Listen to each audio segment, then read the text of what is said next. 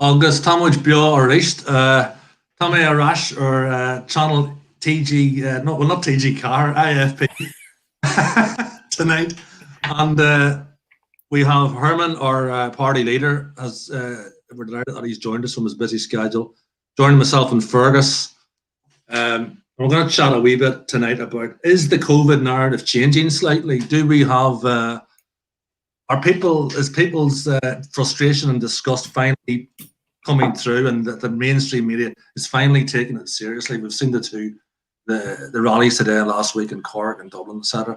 And we're going to talk a bit about the Northern Ireland Protocol, the nonsense that is going on up there. Okay, right. Herman Fergus, you're very welcome. Thank you very much for a market. No problem. Fiber Big, glad to see you. Look, we know the thing about the COVID narrative. We've got 99.5% survival rate if you're between 50 and 80, isn't it? Or 99% if you're over 80. So that's fact. So why do they have us on lockdown? And can they call us far right if people go out to rallies? Or is that just complete? Yeah, this whole thing about people wanting to pay their mortgage and not wanting their parents to die in a care home on their own. Yeah, they're all far right. Far right, yeah. As I prepare myself, I don't describe myself as far right. I just say very modestly that I'm right so far.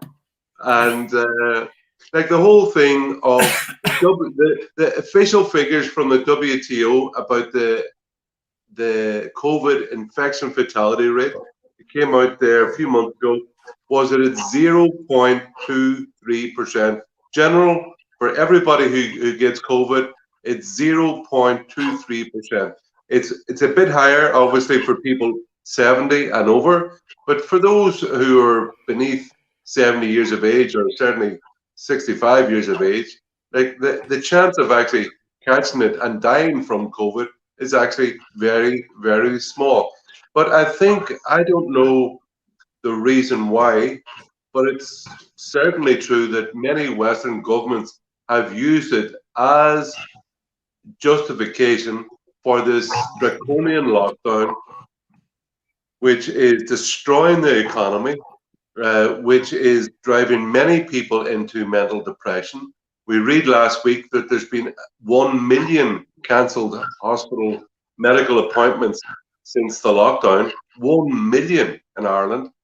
And but there's good things happening, and that people, I think, are finally waking up to this hysterical overreaction to the existence of COVID-19 in Ireland. Last week there was a poll published in the Irish Times that the majority now want to end the lockdown, and I think that has kicked off panic among the government, because they live in this little media political bubble where it's politicians reflecting what they hear from the media and vice versa, and their little bubble was pricked, can I say that, Fergus, by the poll, which showed that now a majority of people are against the lockdown and have really had enough, want to get their life back. They say to their family, to their friends and their neighbours, enough's enough. I want to get back to work. I want to see my family. I want to travel. I want to go and see places. And if I want to go to church, I won't have a guard at the door of the church tell me, take a walk, pal. But they don't seem to be challenging the mosques that are allowed to carry on as well, aren't they? Fergus, well, the whole thing is hibernophobia, which is rampant in Ireland, about hatred of our own culture, is that you're supposed to, like, we're supposed to be like the hole in the parliament, that every culture and practice is acceptable and is to be celebrated. Every cultural practice except our own. And obviously the identity of the Irish identity and that of Catholics, and it's a country with a very deep and long history of the Christian faith, and of course the government knows it. And like, come on, I think it's one of only 2 governments in the whole of Europe where public worship of God is forbidden at the moment.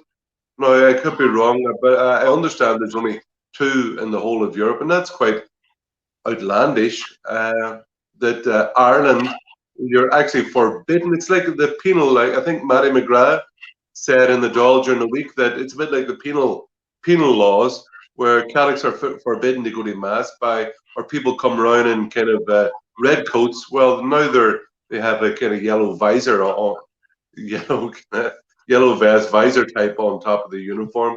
But it's quite incredible that Ireland, they've really gone hysterical in their reaction to COVID. It has had the longest lockdown of any country in Europe. I think it's over 160 days. It's the strongest lockdown in Europe, and yet the results haven't been great. Like in January, Ireland had the highest fatality rate from COVID in the world. So don't tell me that this mandate for wearing a mask, you must lock yourself in your room and isolate and not see your members of your family, don't go to work, that has been a success for Ireland. It's been an absolute disaster. Yeah. Fergus, what do you think? Well, it's funny you say that you can't pray or you can't go to church in Ireland, but it depends on what God you pray to, because there was a video that did the rounds, I'm going to say it was about 10 days ago, in which somebody was outside some premises somewhere, and it seemed that a lot of our Muslim friends were able to go in and pray as they wanted to do, and good luck to them. But it's odd the way that Christians can't do that. And it's amazing. It's even more troubling, the fact that story seemed to die a death. It wasn't really repeated or covered adequately in our media. And a cynic might wonder why. Well, no surprise there at all. And certainly there seems to be a double standard at play. That's it. Yeah, absolutely. And certainly, I mean, I don't know if any of you guys saw, but there were buses that Gardaí boarded buses heading for Cork today, and there was a presence around train stations, and the whole purpose of that was to intimidate or disencourage people from travelling to Cork to take part in something that we would really take for granted. And there have been protests that have taken part in Dublin, for example, out in Blanchardstown, which seem to have not had adequate coverage in our media either. And yet there was a protest that took place last week, which we've heard about non-stop, because that one suited a certain agenda to cover, whereas the other one, let's forget about that because we don't want to put attention on a certain aspect or element of our society. So there is a double standard. There's a hypocrisy at work here. Yeah, I believe the BLM rally, I think it was in June last year. Oh, that was 5,000 people going through the centre of Dublin. Not a problem at all. Actually encouraged and lauded. For actor encouraged it. Absolutely. Like these same ministers, Leo Varadkar and Micheál Martin, who were both also praising these kind of rallies for democracy in Belarus during the summer. And the same guys are condemning people who are worried and want to rally about the lockdown. Yeah. I don't know. I mean, and they also think somebody's got COVID. Yeah, but I had his name. Did you see the thing about the woman that was allegedly a gang rape of a woman in Grand Canaria in Ireland? Not a mention on RTE media. No. Yeah. No. There's certain things. Look, as I said it once about Channel 4 News, it's not news, it's about views. It's about forming your views. And a lot of the press, now, especially this week, because you had some stupid idiot thug with a firework at that rally in Dublin last week. You had one guy, he was with a group of 4 other people. Like some of them were kids. One of them looked about 13. They were kids out for a bit of mischief and a bit of fun. It got nothing to do with politics, I'm sure. Yeah.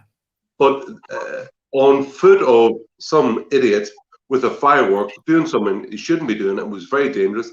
But instead of why were they all kettled into Grafton Street? The guards knew they were coming. They wanted to go to St. Stephen's Green. St Stephen's Green was shut down. All these people were kettled into Grafton Street. This guy let off a firework. Instead of the guards just giving this boy chase, the guy Rocket Man with a firework, they basically charged down Grafton Street, beating everybody who was there in front of them over the head with batons. And that is not on. Like, that's just not on. The vast majority of people were there for a peaceful protest over something they feel very impassioned about. And it was completely wrong for the guards to kettle people into a small position and then basically attack them without provocation, because the vast majority of people were there to protest peacefully. Yeah. Absolutely, yeah. I have to say, guys, just it looks like our comments are disabled for some reason. So if anybody's wanting to make comments, they can't show. I tried to put up a couple there, so there's a glitch in the machine. So apologies about that. Get that sorted for the next. Was it someone like that, Cahill? Never. Fergus, go on ahead. You were saying? Yeah, I mean, I think we're in a dangerous sort of space with regards to the right to protest in this country. And I'd be curious, I don't know if either of you guys know, are there sunset clauses on any of the restrictions that have been put in place, all of these so-called health and safety type rules with regards to traveling and so on? I don't know. I'm not a lawyer, but do either of you guys know, is there a sunset clause? As far as they're probably open-ended until it is. There may be some clauses in the way they review them, but they've just got carte blanche that seem to do whatever the heck they want. Yeah. It's just a load of vague. Somebody said in the north about the northern talk about the opening out. The great. It wasn't a roadmap. It was a maze. It was just a bland load of vague platitudes, cliched platitudes saying we might do this, then we might not. So the whole of Ireland doesn't know whether it's going to be coming out of this thing ever. No, at least Boris Johnson said England can maybe come out on certain dates. There's been no dates given in the whole island of Ireland. So, I tell you what, public opinion is definitely changing. Made reference to the Irish Times poll. You've had now protests in Dublin, a very successful one in Cork today, which I'm very pleased to say went off very well, very peacefully. But I have an amazing story from Cork today, and it does show how the political class, sadly the guards, the political policing, and also press propaganda all working in tandem. And that is, there's a street entertainer called Groovy down in Cork. He's been down there for a long time. He's been down there for years. And every Saturday at the same time, in the same place, he has like a time slot to do his thing, which is spinning, what do you call them? Fire sticks. Sticks with fire buds at the end, basically, dipped in petrol. And because he was there today about an hour before the protest, and he was there with a small container of petrol for his fire sticks. And the guards basically jumped this poor guy, about 10 or a dozen of the guards jumped this poor guy, Groovy, really roughed him up on the ground, held him down in the back of a Garda wagon, and really roughed the guy up. And it came out afterwards, and you had then different media on social media then putting out this far right.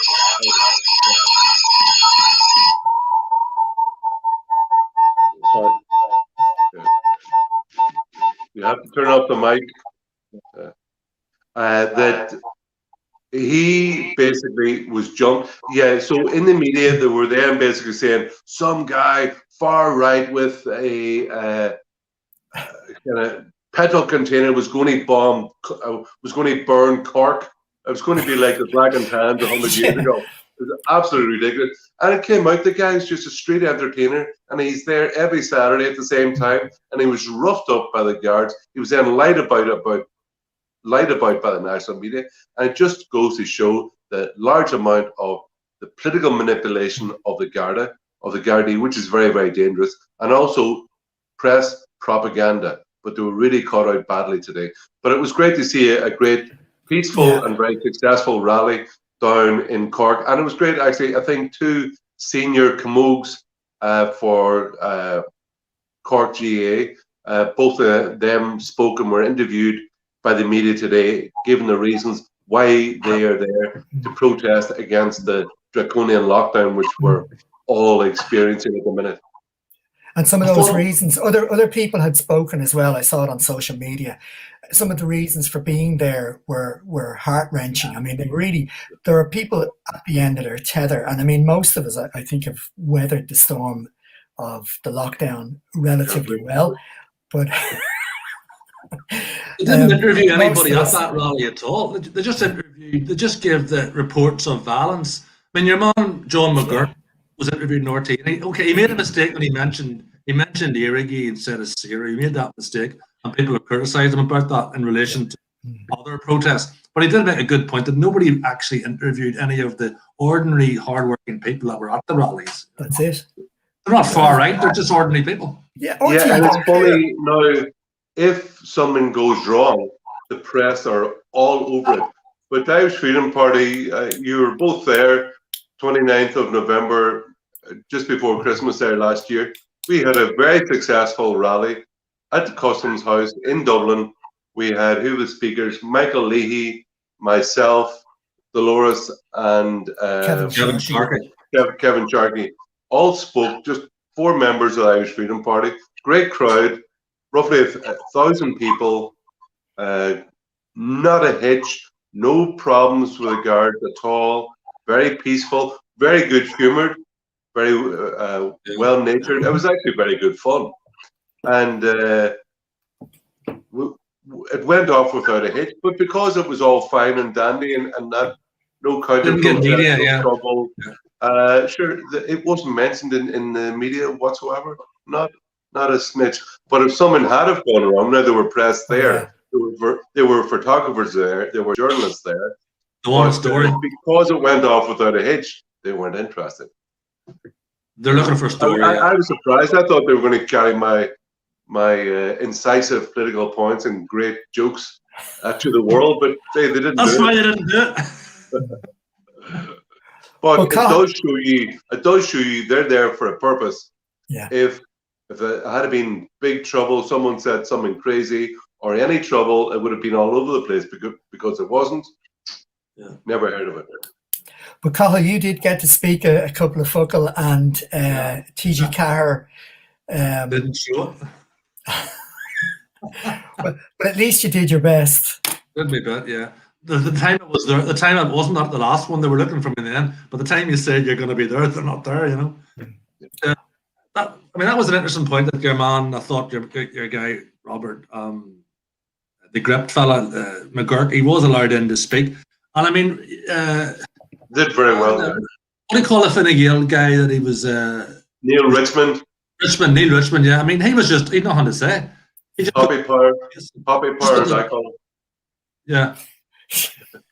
He just gets angry and doesn't say anything. You know, he just says, "Look, we have to. We're in the lockdown. We can't do this." But if they had sort of not closed down, if they had to stop travel coming in from day one, you wouldn't be in this position at all. Something that Simon Harris says he wouldn't do because the EU's inward travel, free travel takes primacy.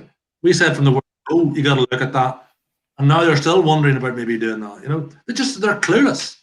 Yeah, like it's incredible that a year after, like we knew it was the COVID-19 was in northern Italy. All they had to do was close down the flights from northern Italy, even to stop a rugby match in Dublin and stop all the flights of the fans coming into Dublin. No, but because we're in the EU, they couldn't close the borders. No, that would be unthinkable. Free travel in the European Union, free movement, that they could have stopped the flight, given them more time to get prepared, but no, they didn't do, because they're raging Europhiles and EU law is more important to people, the politicians in Dublin, than the welfare of the Irish people. Exactly. And that's a very dangerous thing. But I tell you what, John McGurk there on prime time, he did very well because he kept to the facts. A few of the most outrageous facts which he brought to people's attention was, I think, up to ages of 25, that half of young people from 18 to 25 are currently unemployed. And the general population in Ireland, a quarter of the people are unemployed. So this lockdown has has had massive economic ramifications for ordinary people in Ireland, especially those who not in the public service, those who depend, who are part of the private commercial world, business or whatever, and the consequences for them are huge. These people cannot make a living, basically. And I think there was a footballer on there recently, Dempsey, had a bit of a viral video there last week. Former professional footballer, I believe he owns a gym up in Sligo, and like the guy was he was almost crying actually in despair because he's got a business. It's the only way he can pay his mortgage, support his family, and yet that has been withdrawn from him on the insistence of the Irish government.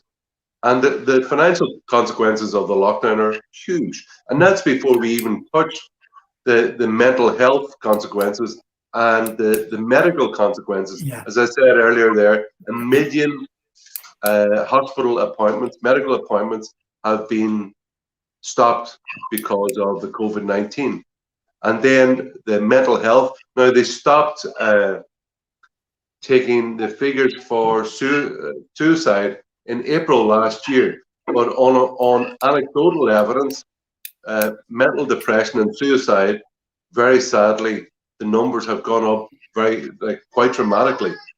And it's instead of doing the same thing and getting the same reaction, the government should be saying, look, we've got problems here in the economy, in mental health, medical issues, and we've got to change what we're doing.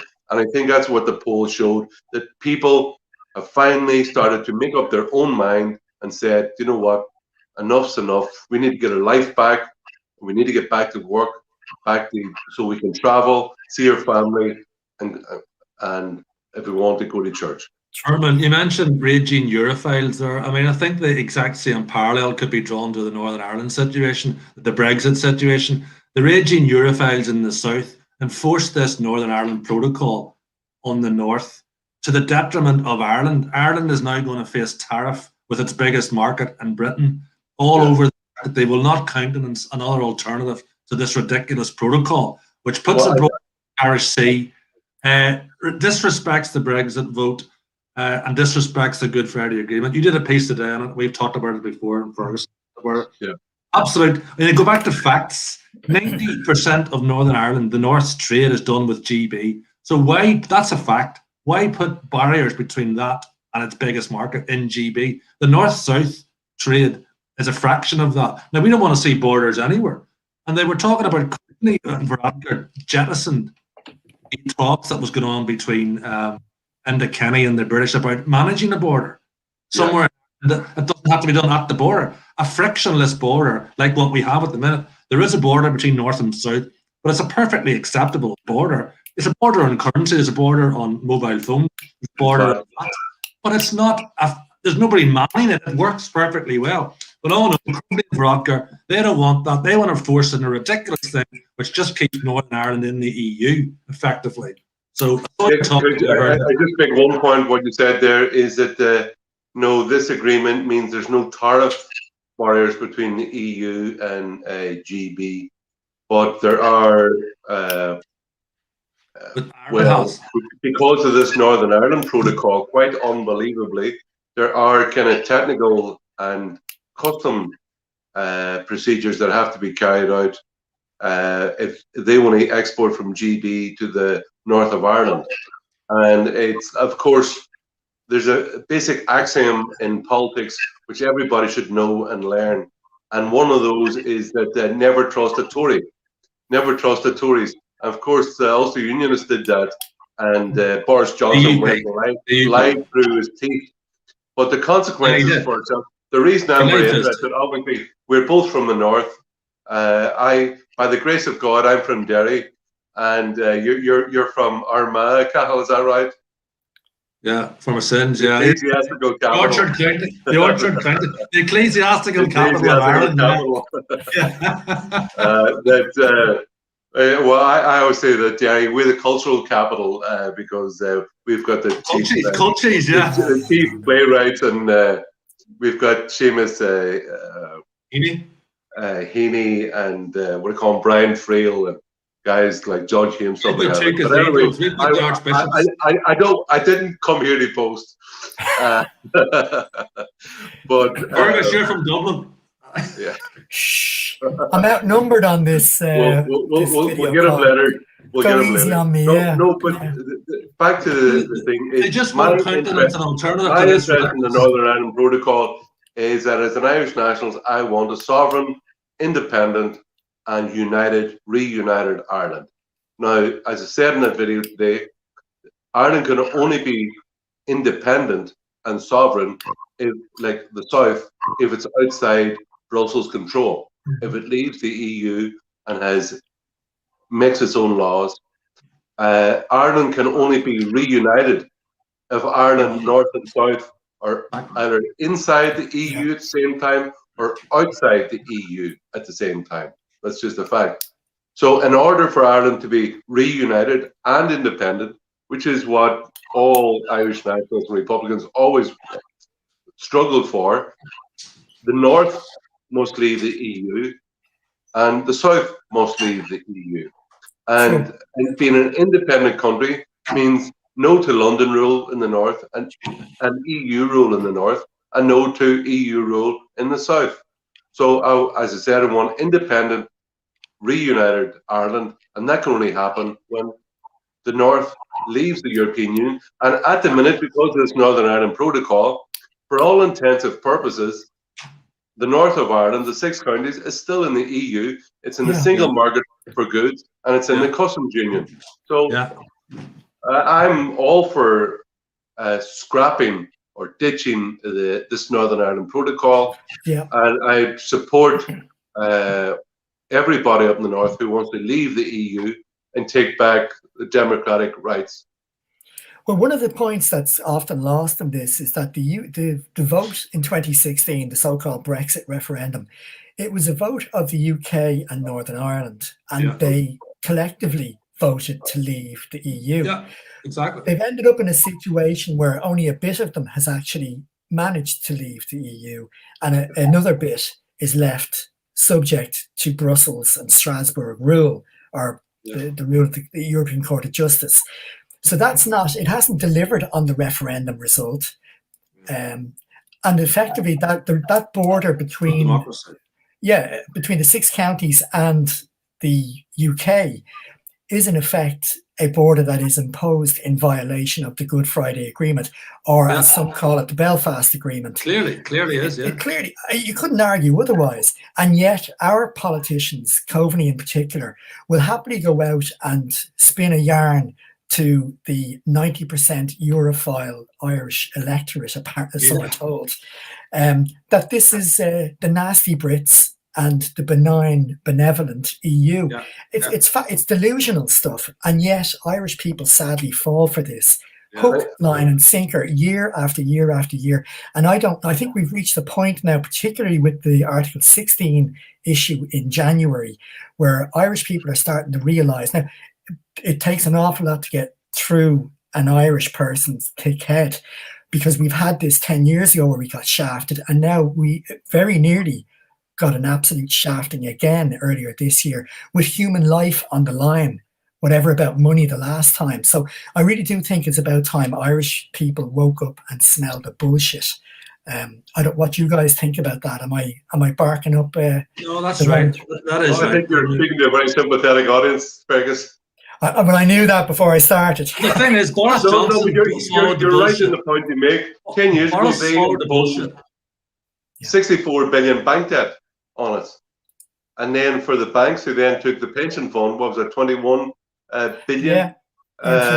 We took a huge amount of money, imposed it on the Irish taxpayer, private bank debt from mainly from Germany and from France.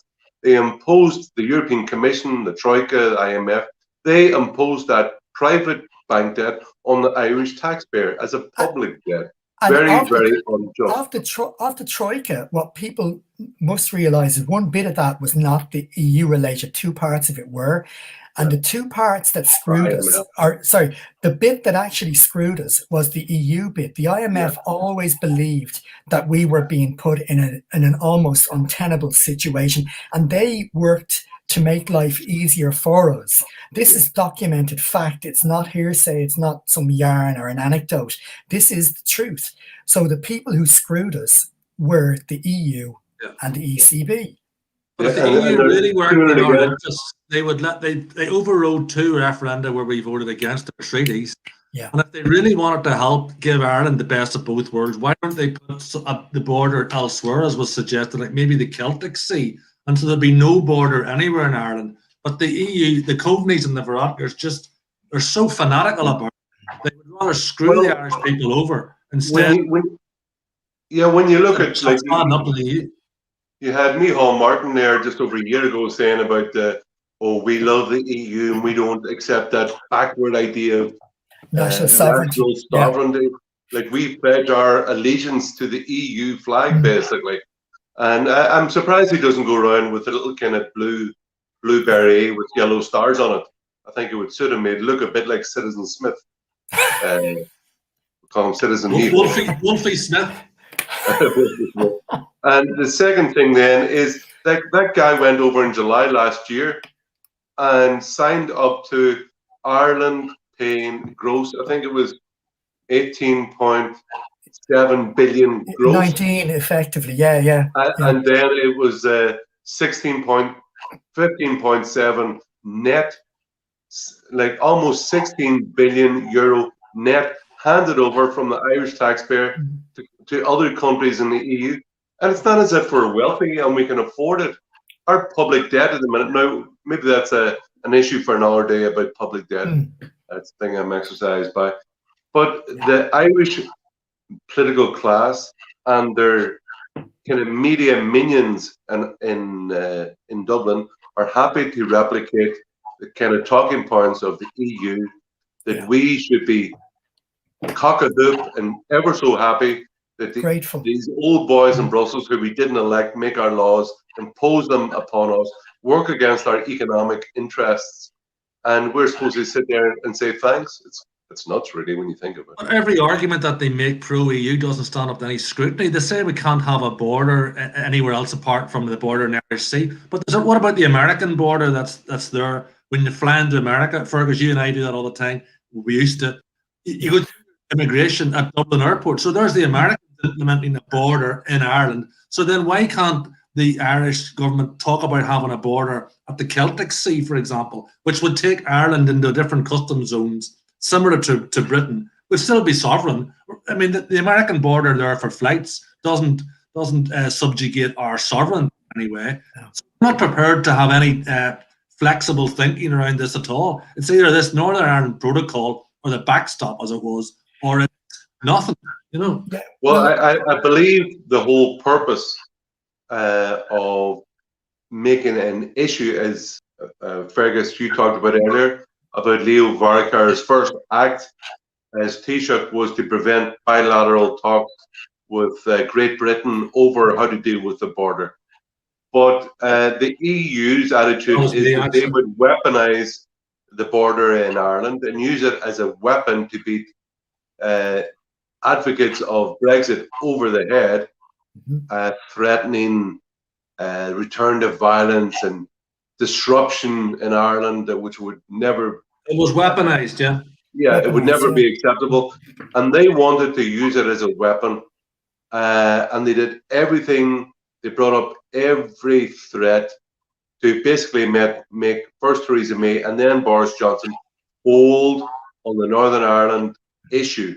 Now, the Constitutional Committee, AFCO Committee in the European Parliament, in 2016 or 17, I believe, they commissioned a report called Smart Border 2.0, where they basically had international experts who said that with a trusted trader scheme, as the EU has now accepted and works with every day, and also the number plate recognition software on cameras as cars go past.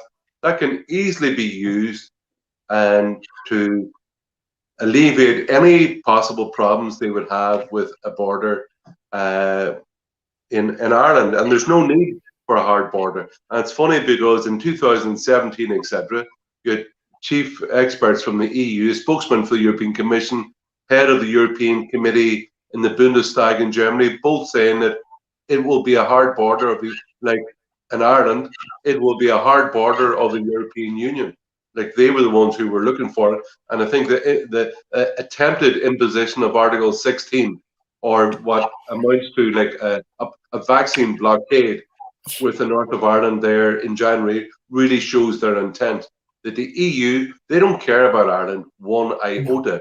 They just wanted to make sure that they hammer the Brits, that they do badly, and that Britain won't do well and be a kind of beacon of light to other countries across Europe. It's their border. They should manage it whatever way they need to, but let them put a border in Ireland, see how far they get. No, I mean, it's the Stamens looking after their interests, and the establishment in Ireland is just going along with hook, line and sinker to hammer the Brits. But Boris Johnson, he's clearly swallowed the bullshit. And he obviously hasn't read the Good Friday Agreement, because if he had done, he would see that in Article 2, I think it is, no change, as you said, shall be in Northern Ireland without the consent of the majority. And so there you go, a constitutional change without any consent. So it rips up the Good Friday Agreement completely.